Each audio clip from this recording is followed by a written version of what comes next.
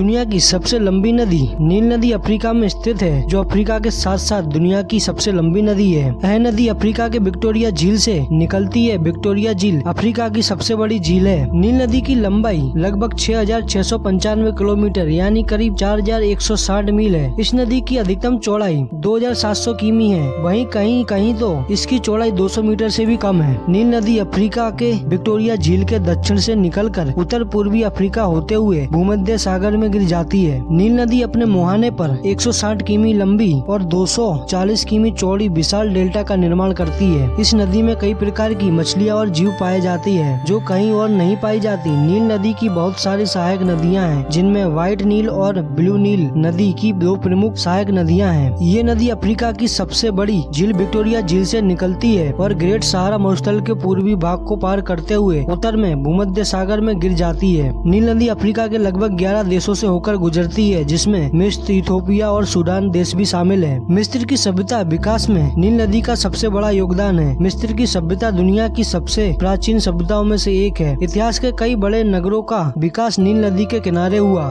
सितंबर के महीने में नील नदी का जल स्तर काफी बढ़ जाता है, जिसके कारण यहाँ बाढ़ आ जाती है। इस बाढ़ के कारण यहाँ लोगों को कई प्रकार की समस्याओं का सामना करना पड़ता है, लेकिन फिर भी मिस्र के निवासी इस बाढ़ को नील नदी का उपहार मानते हैं, क्योंकि नदी के तेज बहाव के साथ आई हुई काली मिट्टी मिस्र की भूमि को और अधिक उपजाऊ बना देती है, जिससे यहाँ फसलों की पैदावार बहुत ही अच्छी होती है। नील नदी के कारण मिस्र की मिट्टी बहुत ही उपजाऊ है तथा मिस्र के अधिकांश लोगों की जीविका इसी नदी पर स्थित है।